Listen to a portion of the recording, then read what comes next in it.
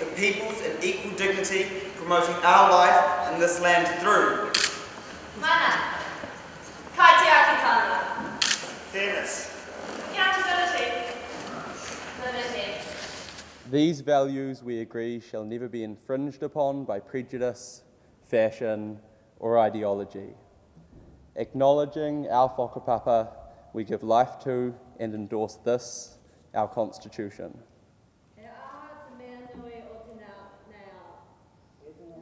He tangata, he tangata. New Zealand's constitutional identity has been evolving for over 100 years, and we couldn't really hope to do justice to it in just 2 days' time. However, the Constitution we've created does reflect the issues that we consider to be most fundamental to our nation today and going forward into the 21st century. And as Stacey explained, each part of the Constitution was created by a different group.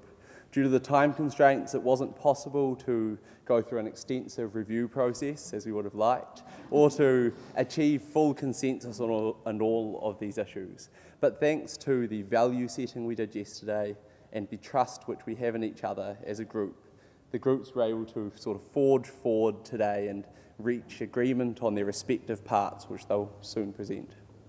Yeah, so the result was a colourful and experimental constitution, and the members of each group will now run through its different main sections.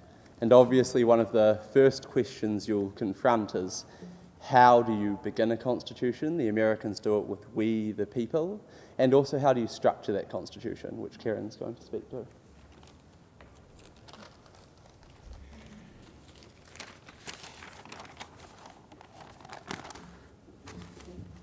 Excuse me.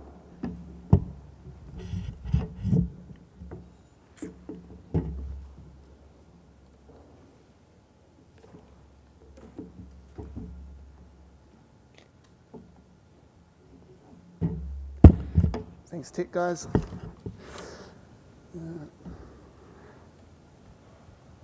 Sorry, just 1 second. Okay, my name is Kieran. Any preamble or introduction to our new constitution needs to be compelling and memorable.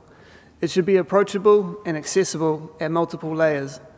For the 21st century, we want a constitution to be knowable, so that we can believe that in order to achieve this, the expression of its essence, traditionally known as a preamble, we could take a more innovative manifestation. We should have an open mind about how it could be transposed so that it comes alive in an everyday sense. We need the operational aspects, important to lay the framework of how exactly relationships between state and the people will function and how legal matters will resolve. But in order to get the average Kiwi to our island, values need to be readable and comprehended in an inclusive way.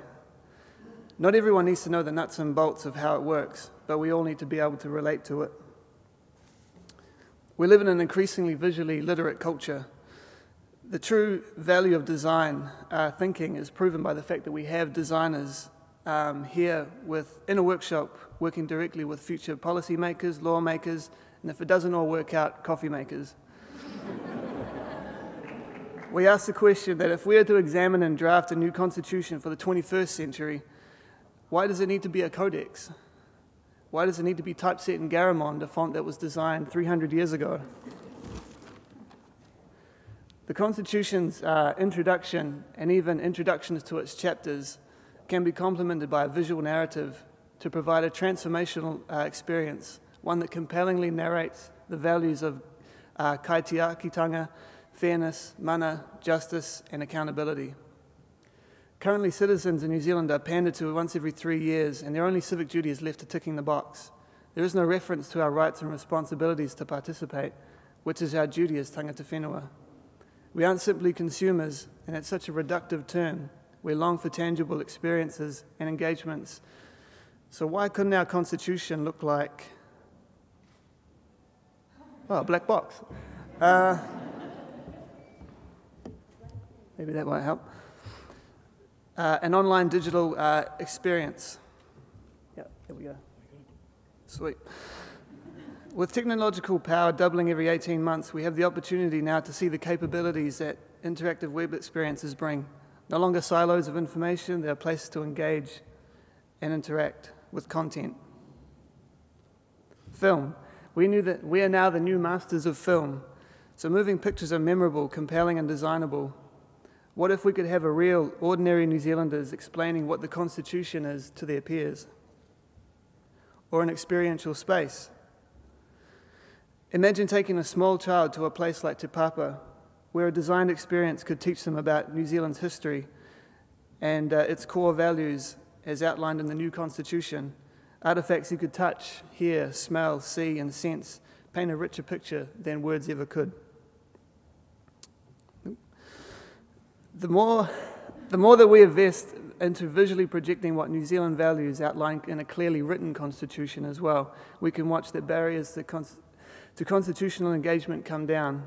Maybe then we can have transparency and true two-way dialogue between the state and its citizens. Any questions or problems that arise may fall into the category of logistics, but never reasons not to do it. Thank you.